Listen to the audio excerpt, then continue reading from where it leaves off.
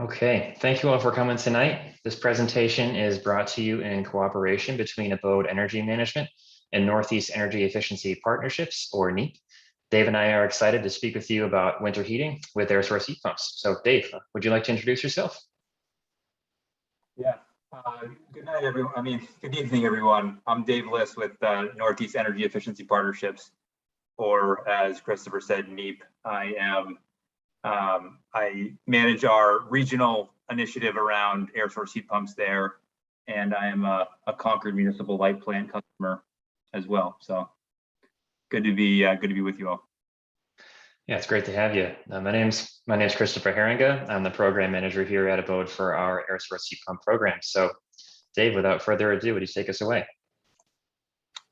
Yeah, so as I mentioned, work at NEEP, where we lead a regional market transformation initiative around air source heat pumps. So really excited at any opportunity I get to talk about them. Just wanted to kind of set the stage a little bit. We're here to talk about air source heat pumps and the fact that it's in many ways a very new technology, but a technology that has been around for actually a really long time. But we have seen some pretty important advances on sort of the technology side, from sort of the compressors to the controls, flash injection, just some things that have really opened up the markets and allowed these systems to deliver heating capacity and efficiency in climates like ours. You may have heard this, that there's also sort of been a real diversification around the configurations of air source heat pumps. You have ducted configurations, ductless configurations, and kind of everything in between. So a lot of opportunities to kind of customize this technology to your application, to your house, to your needs, and the like. And I mentioned the fact that, you know, beyond the air-to-air systems, we're also beginning to see more of the air-to-water systems, and maybe we'll save that for another time to talk more about those systems. But just an exciting time to see this technology really begin to grab hold of the market.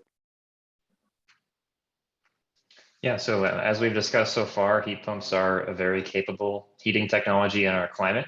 However, when we have analyzed electric usage data from heat pump owners, we have found that unfortunately, many homeowners aren't taking full advantage of this technology. It was found that around 50% of all air source heat pump systems are either turned off or displaced during the heating season. So today we'll help shed some light on how homeowners can take full advantage of their heat pumps to maximize comfort and savings and minimize carbon emissions. And I just wanted to layer on a little bit to this fact that this is certainly not unique to the programs in this immediate area. We see this same phenomena with customers that are adopting heat pumps, not utilizing them nearly as much as they could be. So we're definitely in a time of trying to educate heat pump owners, current owners and future owners, about the opportunities to use them a lot more than they do. So over the next few slides, we'll chat a bit about how to and why you should maximize the use of your heat pump. So first, starting with a bit of context on our heating season. So for those of you listening in who have a traditional heating system as well as heat pumps and sometimes swap over to the traditional heating system during the winter, this slide and the next are particularly important for you. So this chart looks at 10 years of heating season data. The x-axis is temperature and the y-axis is the amount of hours spent at that temperature. As we can see in the chart, we spend a lot of time during the heating season at warmer temperatures. In fact, we spend about 70 to 80% of our heating season at 32 degrees and above. And so as you may know, heat pumps cost less to operate the warmer the outdoor temperature is. So you definitely want to be using your heat pump to take advantage of those savings.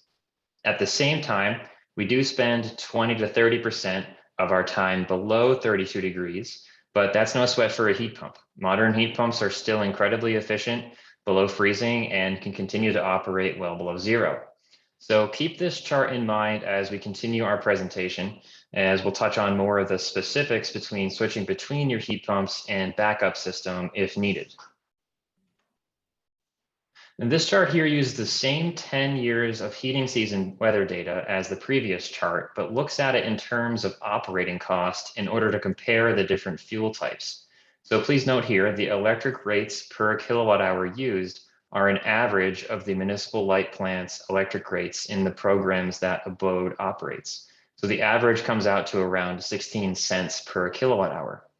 As you can see, air source heat pumps with Municipal Light Plant electric rates are extremely cost competitive. So heat pumps effectively beat all other fuel types regardless of the outdoor temperature. There is one exception, natural gas, which may not be the case for long given the forecast on natural gas prices. However, at low outdoor temperatures, getting below freezing, the heat pump and natural gas operating costs are more in line. And so with operating costs in mind, it really makes sense to run your heat pump as your primary source of heat as much as possible. So all this background is really driving home the idea that there's opportunity here to use them a lot more than customers are doing and are familiar with at this point. So and this was an issue that we identified 2 or 3 years ago, and actually developed a short guide in terms of how to maximize the benefits of your heat pump. And you can use your phone and use the QR code here on the screen. You can just open up your phone right now and open the camera and bring up the guide if you want. That's the NEEP guide that we developed a couple of years ago to reference in your free time. But just wanted to make sure you had a good an opportunity to access it that way. So what we'll do over the next couple of slides is just hit on some of the kind of the high level takeaways of the guide, and make sure some of the important points we hit on. So one of the main ones is really setting the heat pump thermostat or the control really for comfort.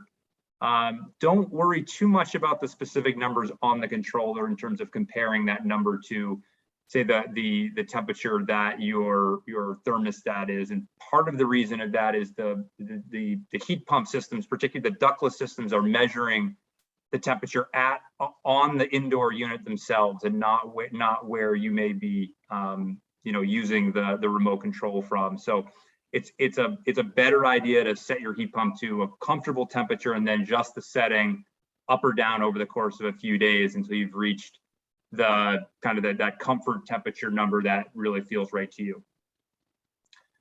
Another big piece of guidance is to avoid temperature setbacks, the idea of set it and forget it. And that is really a departure from ways that we've been using fossil systems for a long time. So you may have lowered the temperature on your old heating system 6, 7, 8 degrees when you went to bed at night. But the heat pumps are different, and it reaches really peak efficiency by maintaining a set temperature. So running on a much more at a modulated level for longer periods of time. So find the right setting and then leave it alone, let it go to work. And if you need to make small adjustments, a few degrees for comfort reasons, that's generally fine. But that deep setbacks, like the traditional systems, are going to really cost performance and money, and really won't save you money if that's what you're going for. So and certainly if you're going to be away for many days, that is a different situation, and you certainly are fine to go ahead and turn it down for those kinds of times away. You might find it comfortable to set it even higher in colder weather, and that's really okay. It's also okay to have one room be a bit warmer to help spread the heat into other parts of your house. Another kind of thing I wanted to touch on is use the heat or cool settings on the thermostat rather than auto. That's important. You might kind of get tricked into thinking auto mode would be more efficient, but But if you use it, your unit runs the risk of toggling unnecessarily between heating and cooling on mild days, and you certainly want to avoid that. So, so to run most efficiently, make sure you're setting it to heat in the winter and cool in the summer. And then just another small note on using the auto fan function. This is a separate setting, and this is also recommended to use. You may also wish to turn the fan speed up to help push air further and help heat other parts of the house as well. Next slide.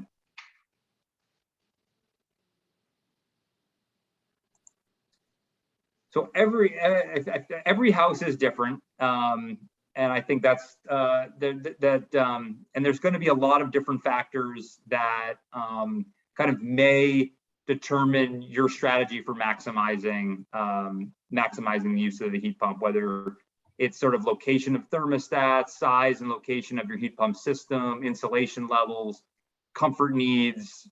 There's just a lot of variables that go into it. So depending on a lot of these is really going to kind of drive maybe your strategy for heating. And I think, you know, homeowner to homeowner, this might be a little different. So I wanted to raise the kind of the example. I think this kind of becomes most apparent for supplemental heat systems.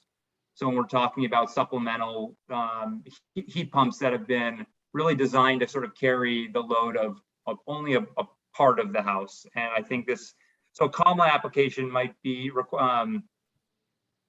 that will require homeowners to figure out their own balance of comfort and savings. This goes to the sort of the supplemental situation. So if you have a heat pump that's only designed to condition, say, your main living room area, you may want to take advantage of heating a smaller footprint and maximizing savings in the process. But if the drop in temperature, say in the extremities of your house, is problematic for comfort reasons, you'll need to revert to your primary system. And individual homeowners should experiment to see sort of at what temperature the supplemental heat pump can maintain that unique sort of comfort level and savings objectives. So that's just kind of one example that really kind of drives home the point that that this can be a one size doesn't fit all necessarily. Yeah, so from what we've reviewed so far today, there's many reasons to use the heat pump throughout the heating season. And as Dave just mentioned, every house is different, and so will be your heating strategy that works particularly well for you. So with that in mind, it's up to you when to operate your backup system, and you should try to use it only when it's needed, depending on the conditions at your home.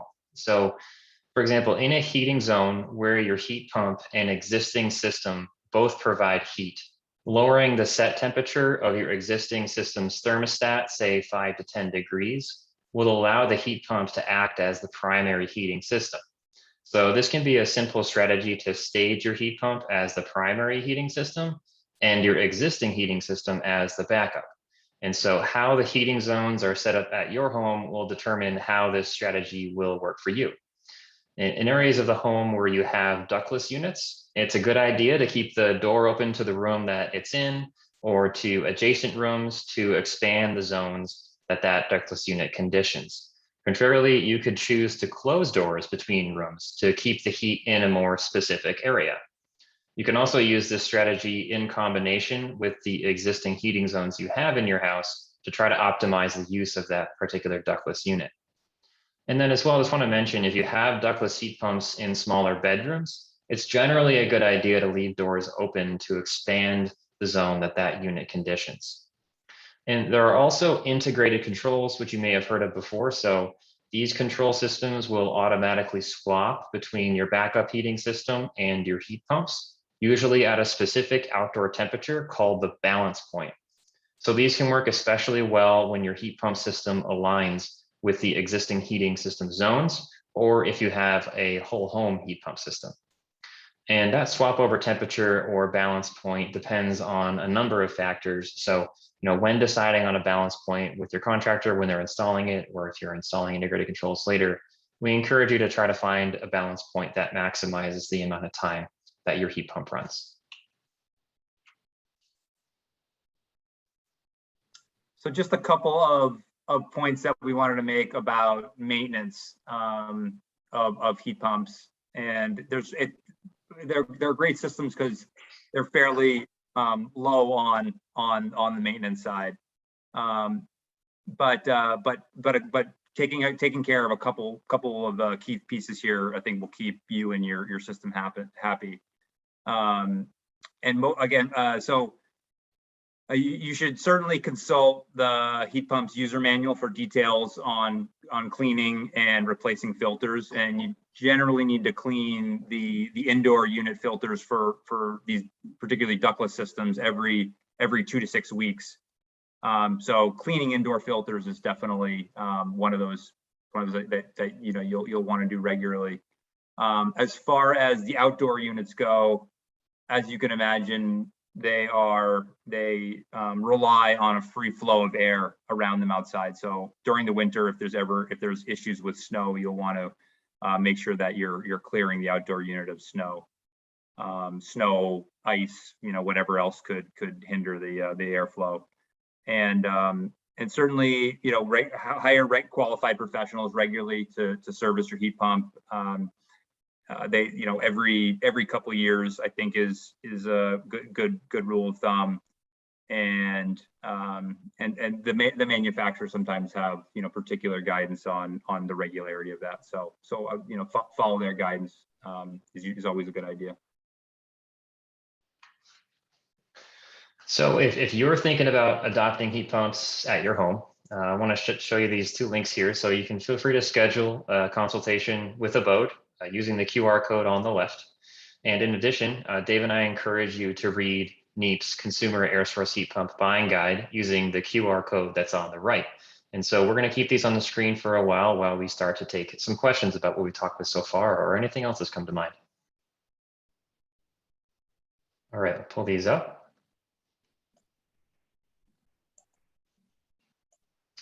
So a question from James. We still have our hot water furnished by an oil-fired boiler, although we had a heat pump installed for heat last January. How can we heat water with our heat pump?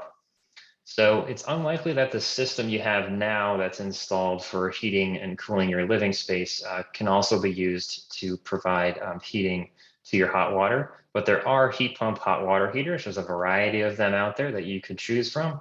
And there's also solar assisted hot water as another low CO2 emissions option.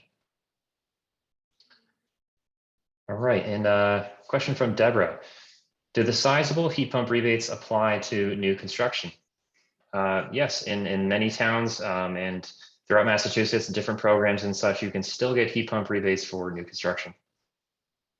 Deborah also added for new construction ductless or ducted, using ductwork. I would say whatever makes the most sense for the design of that home. A lot of houses have a combination of both types, whether some ductless in like a large open living area and in small rooms where there are small heating and cooling needs, especially with new construction that's very well insulated and quite airtight. Those rooms don't need much heating and cooling, so you can use one small ducted system to service those little areas in the house. Right. All right. Oh, is it the next one on the air to water systems? Yeah.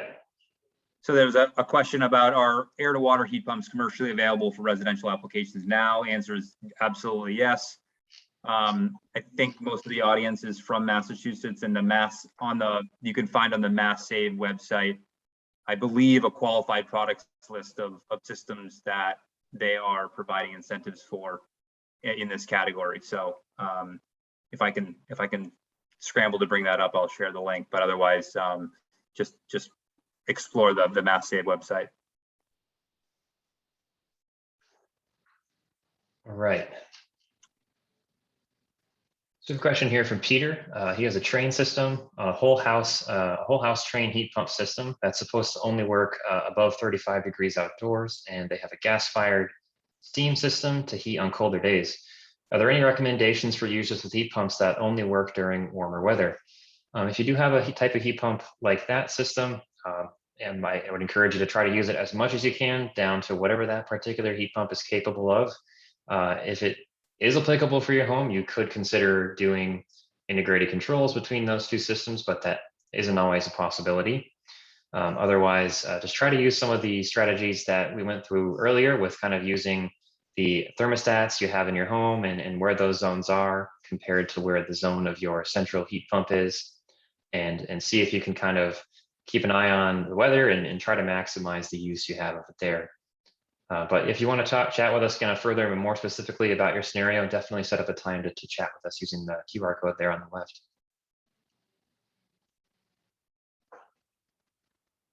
All right, I have a question from Renan. So what do you think about using ductless heat pumps without any heating backup for older homes?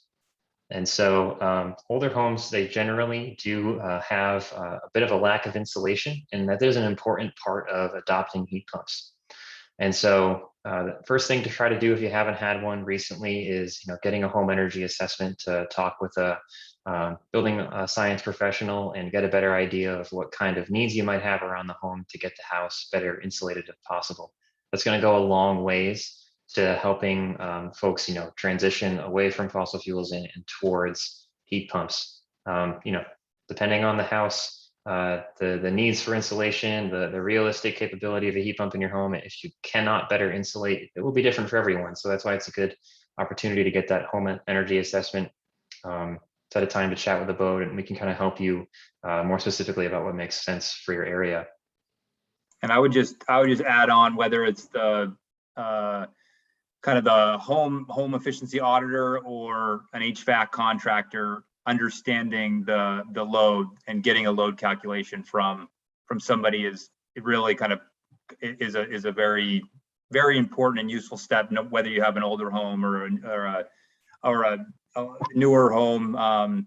Really understanding what load you're trying to meet with the heat pumps is a great start, is an important starting place. As Christopher mentioned, obviously, if you can do the weatherization work to bring that heating load down, you've obviously made that load smaller, and the need for more larger heat pumps becomes smaller. So it's a great, I just recommend, it's a great place to start, insisting that you kind of find out what that load is of your home, because there's a good chance that you can guess that it's older and has a higher heating load, but have a professional really help determine what it is before you make any decisions. Yeah, I think it's a great point, Dave. And for folks out there who are not quite sure what a heat load is, the calculation to figure that out is commonly called the manual J, and that's a great way to have a professional calculate, what is the heating and cooling BTUs requirement to heat your house and keep it comfortable for our specific climate. It's different for every house, and so it's a good thing to get calculated. And sorry, just to add one other piece here, I think it's industry standard to sort of use a lot of rules of thumb with heating systems, and to apply heat pumps well, you really don't want to use rules of thumb. So you really want to understand again, the heating load accurately. So again, just reiterating that we want to get away from contractors just using generalities and making assumptions about heating needs for different houses. All right, a question from Jing we have, is it possible to heat a home using only heat pumps without a backup system? It absolutely is, yep. And so considering as well what we've been talking about so far, those heat load calculations are really important. Weatherization if your home needs it, insulation, air sealing, that kind of thing. All important stuff to getting to that point. Yeah, more and more homes in Massachusetts are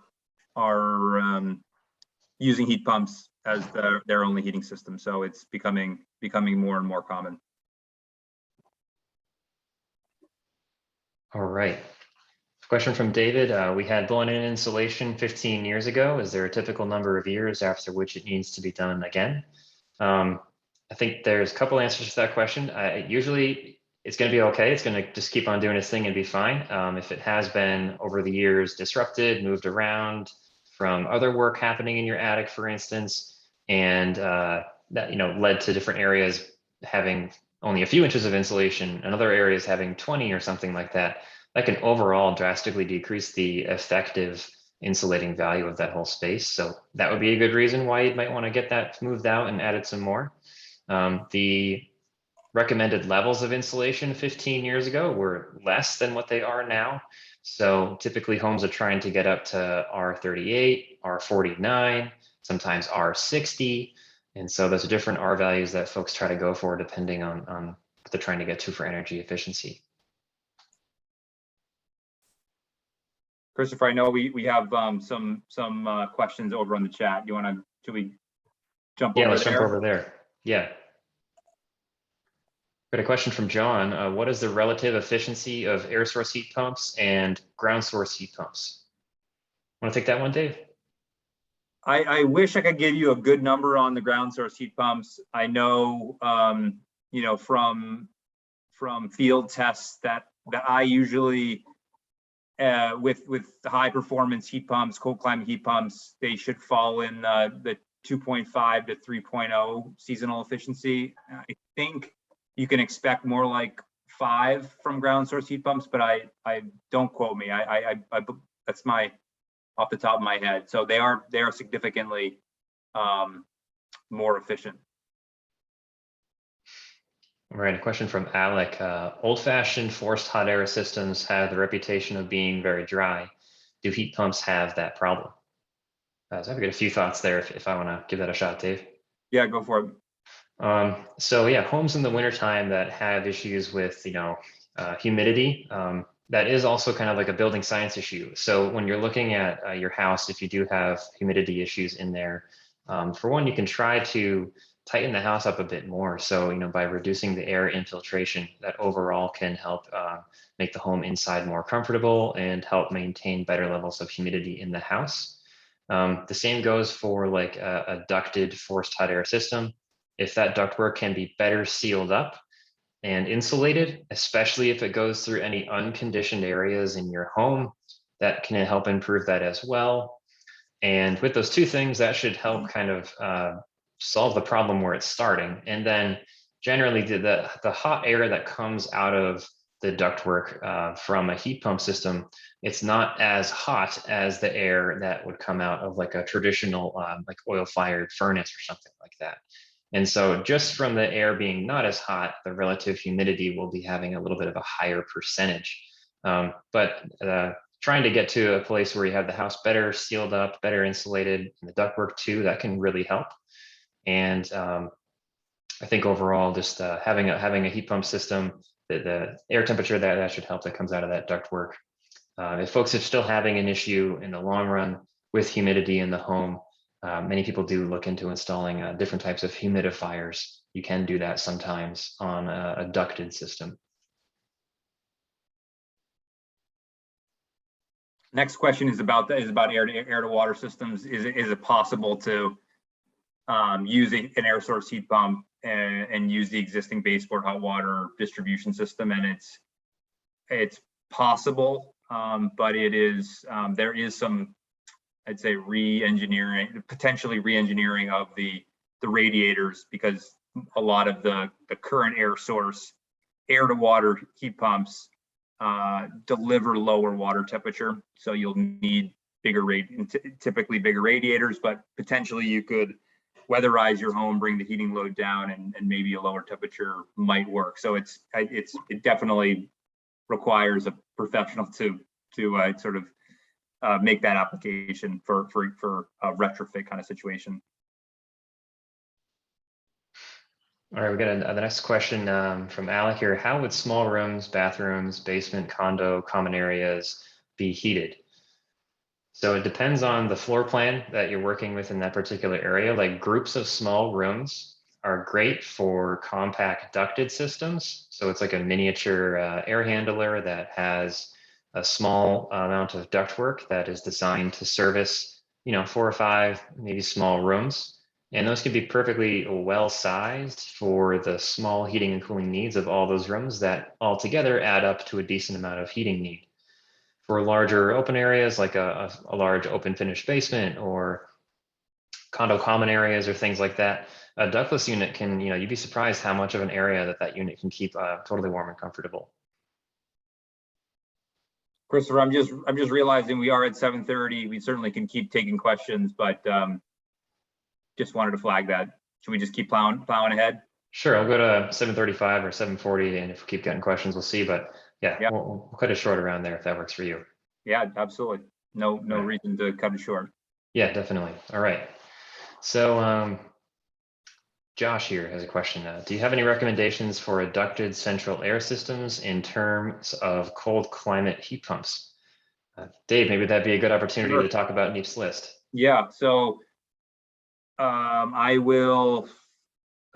So NEEP maintains a product list for cold climate air source heat pumps, and there are a number of categories from ductless to ducted, essentially ducted systems. And so I encourage you to check that resource out. There are actually thousands. There's a reason why that there's so many, because it's a long story, but there are a lot of options to consider for centrally ducted air source heat pumps, and I will try to shoot that link into the chat. All right, I'll take the next question while you're looking for that. This one is from Alex. So, can an outdoor unit be wall mounted? Certainly. So your mini split condensers outside, those can definitely be wall mounted on the outside of your house. The larger, more traditional style systems, like they're called like unitary systems. Those ones that kind of look like your central air conditioners. Those ones may not be as easy to mount on the outside. Sometimes they can be, depending on their size. But yeah, that certainly is a possibility when you are locating your outdoor wall unit. If it's mounted like that, just want to be mindful of maybe not hanging it right outside the wall where your bed's on the other side of the wall. Sometimes there can be a little bit of vibration, a little bit of noise, so just kind of keep that thing in mind. Most of the time, it doesn't bother anybody. But if your bed's right on the other side of the wall, maybe better to mount it just on the ground on a stand. I think the next Peter's question, I think, was in the Q&A, so I think we've covered that. Gareth's question about, can heat pumps be the only heating system in Greater Boston? I think we said absolutely it can be. We'll be able to heat the whole house. Again, it depends on the combination of your heating load and the heat pumps that you apply to it. How quick does it come up to temperature? And I think this is part of what we talked about in terms of the ideal operation of air source heat pumps, is that you don't want to be setting them back the same way you've done with traditional systems. So it's a lot more efficient for the systems to run and maintain a fairly constant temperature instead of setting them way back at night. Can you get heat pumps which work with floor heating? That's kind of that air to water heat pump system that Dave's talked about a couple of times. If you have, it's escaping me, the radiant floor heating, for instance, in your home, those can work great with that. And so worth considering, again, weatherization, how hot the water needs to be for your particular radiant floor heating, that plays into it well. So definitely working with a professional to see if it's a possibility, but definitely look into it. Good idea. All right. Incentives increasing for state and federal. They're pretty robust right now. I mean, depending on exactly, they do vary a little bit, whether you're a customer of a MLP or a customer of one of the IOUs. So there is a little bit of a difference. Christopher, you probably get questions about that, at least in Massachusetts goes. As far as the federal side, I mean, we'll see. There is likely to be new resources in some of these newer bills. Exactly what the structure of those would be as far as consumer rebates is a little bit is TBD. So so keep your eyes out. I would imagine that there will be increased either direct incentives or tax breaks for heat pumps going forward. So maybe hold off for a week or two to see what might come down the road. I think right now is that $300 federal tax credit for Energy Star heat pumps still available? I think it is. Yep.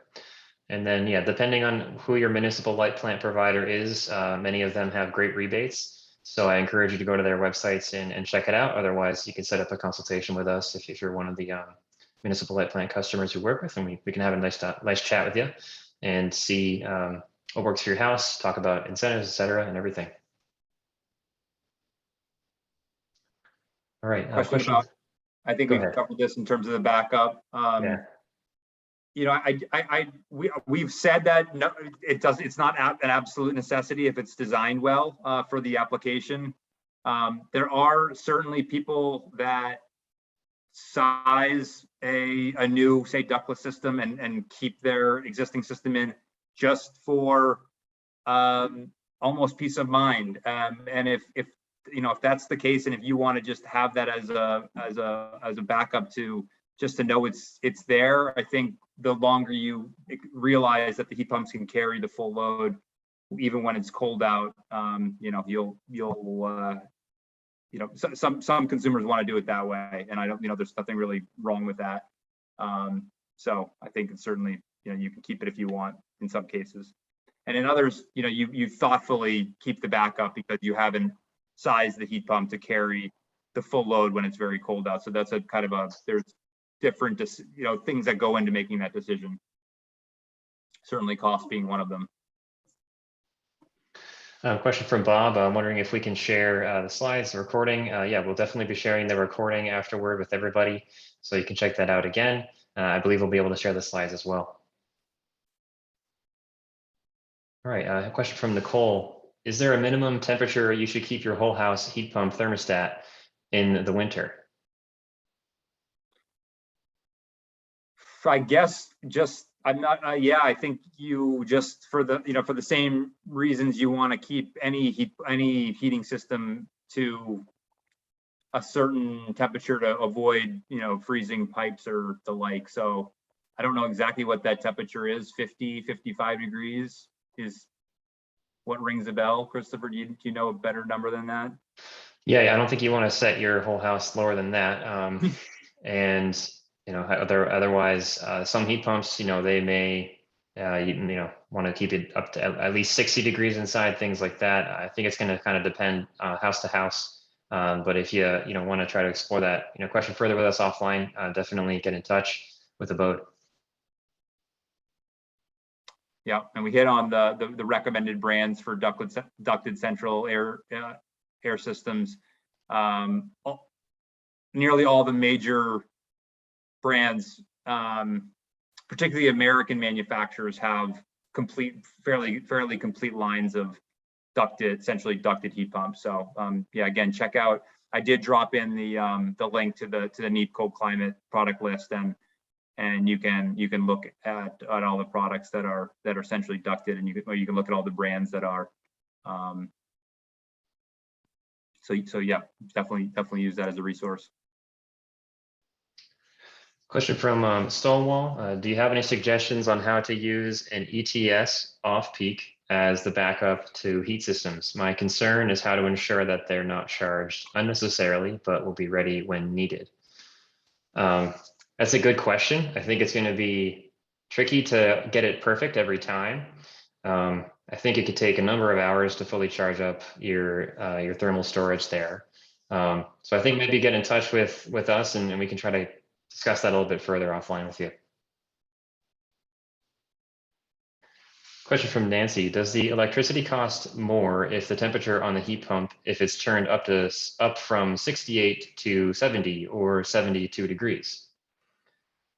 So the electric rate you're paying from the utilities is going to remain the same. As far as operating cost goes, like we've been saying, try not to do a temperature setbacks of, you know, 6, 8, 10 degrees like that overnight. But if you need to adjust the temperature in the room just a few degrees for comfort or something like that, I don't think there's anything for you to worry about too much as far as operating cost goes.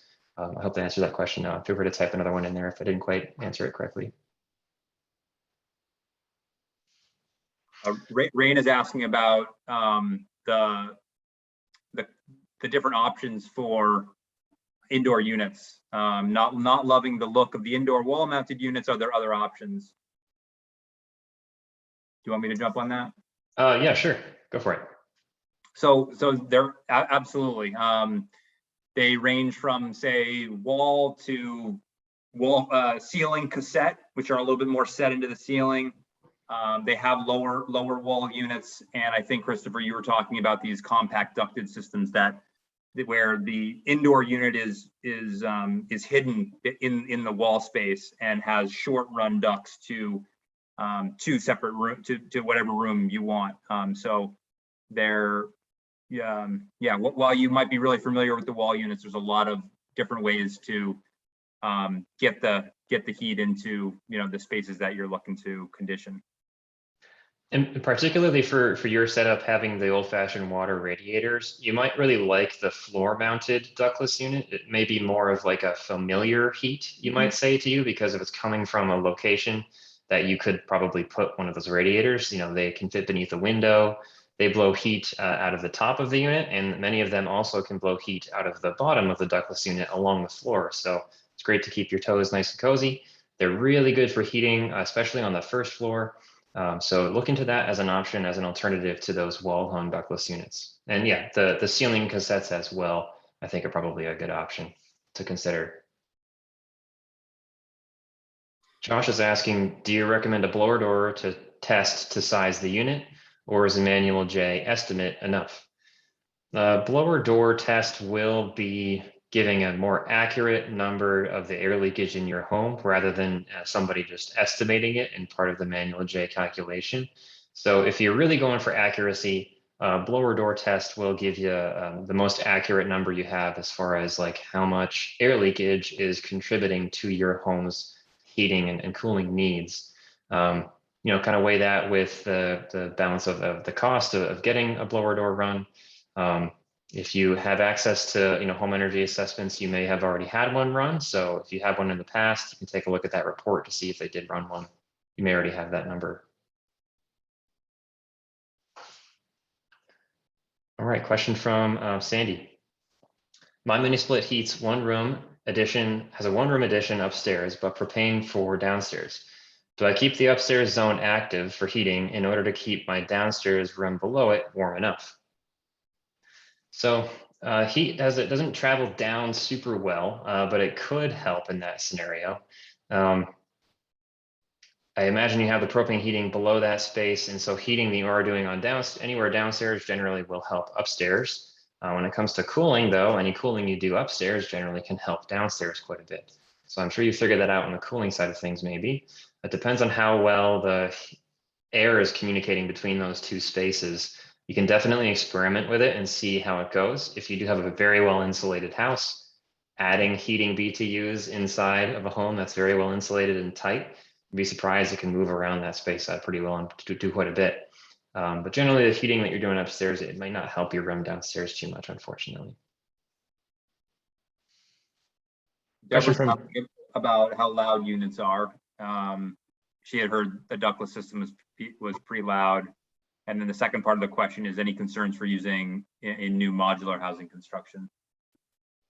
Sure, I'm happy to chat about the outdoor units.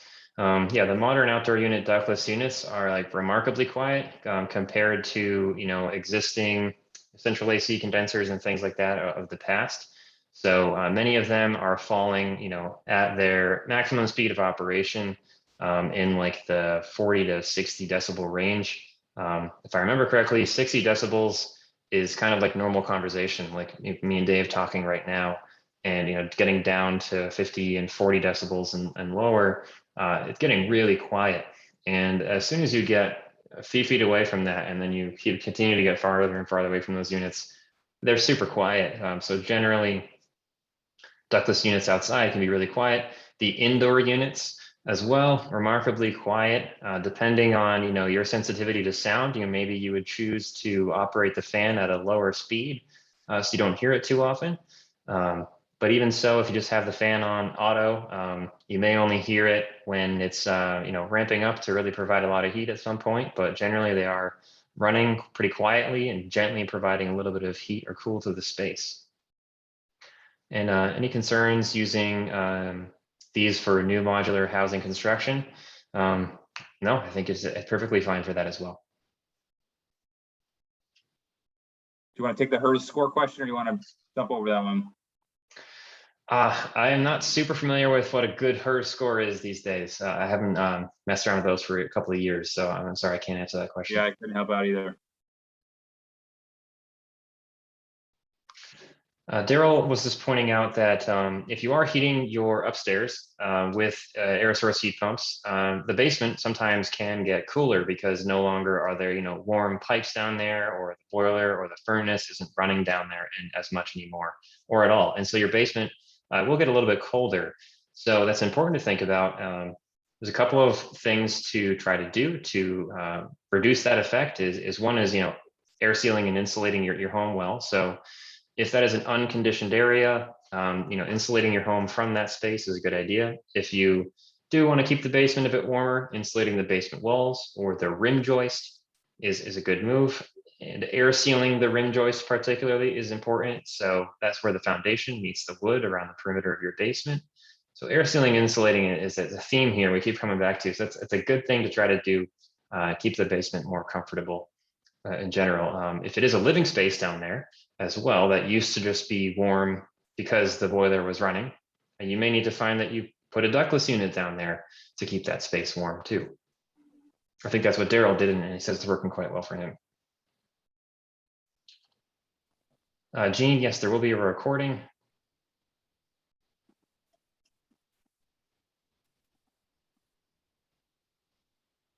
So Eric asked, in an office environment where the offices are not used at night or weekends, does a setback make more sense? So I would say over the weekends where there's nobody really there for a couple of days, doing a deeper setback would make pretty good sense there. If you want to do a couple of degrees, overnight while nobody's there, I guess that would make decent sense. You can certainly experiment with this.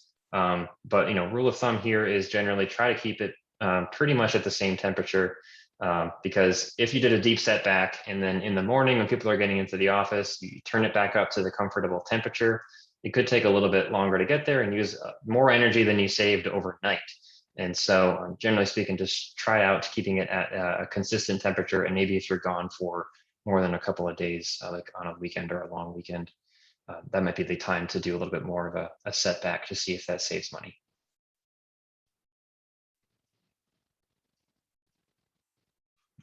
Can you apply a mass save financial loan for heat pump installation in Belmont?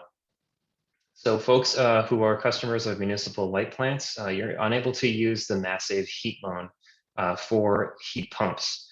You can use the mass save heat loan for other things at your home, like if you are having natural gas furnace upgrades or insulation work, things like that, that can be financed with the mass save heat loan if you have access to mass save, which is generally because you have natural gas heating in your home. That will not apply for folks who have municipal gas and electric, though, so that you won't have any access to the mass save heat loan in those instances. I'm happy to help you navigate that stuff, though. For your particular home, definitely get in touch. There may be some other financing options out there that could become available to you soon as well.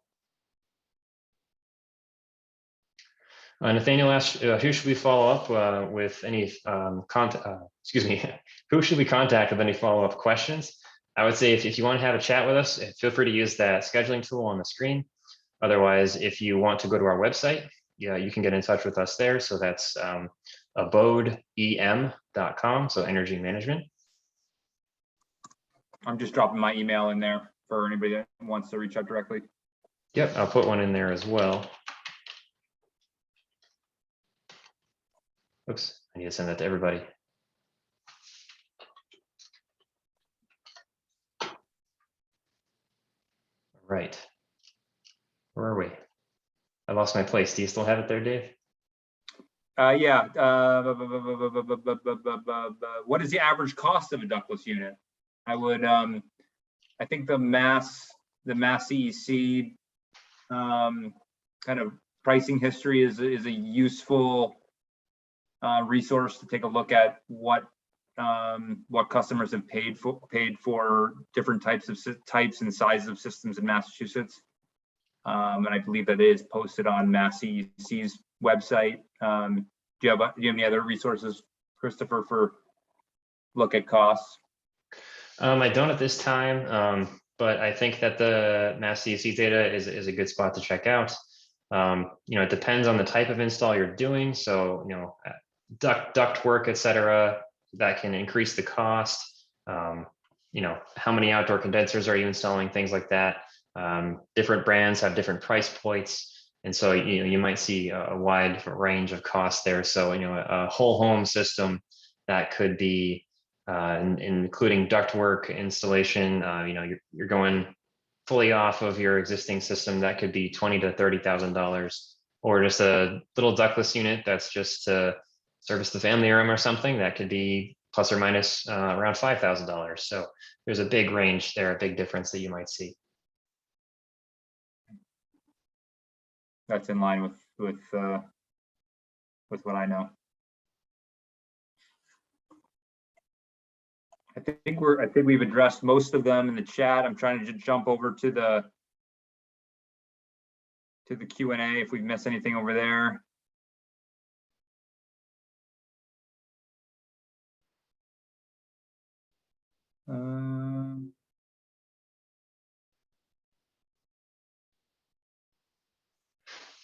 All right, Gene has a couple questions. I would definitely encourage you to get in touch and set up a meeting with us to chat further. Yeah, really old homes, if you're trying to transition over to heat pumps, it's going to come down to insulation and air sealing and things like that if you really want to get off of your existing heating system. So it can be specific from house to house. Get a home energy assessment to have a professional look at it from that perspective. Get in touch with us and we can see what your options may be. And you can certainly start small. That's a good approach a lot of people do. You can just start with the main living area of the house and put in some heat pumps there, see how they do, see if you can rely on them. You can slowly replace your heating zones around your house. And that may be a good strategy, helps keep the costs down. If you do it year after year, sometimes you can get multiple rebates as well if you kind of spread the project out over time. And you can learn about it and see what they do and see how much they can do in your house as well.